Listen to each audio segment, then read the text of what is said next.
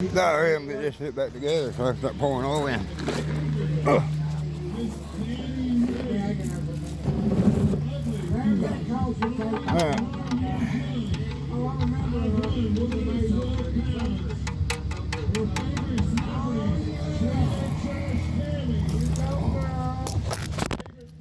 God damn for a minute.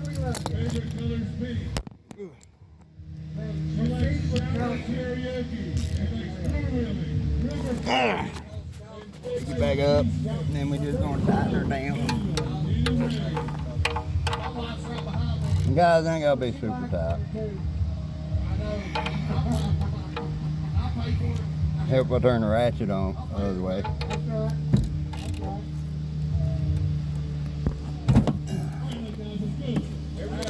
Woo!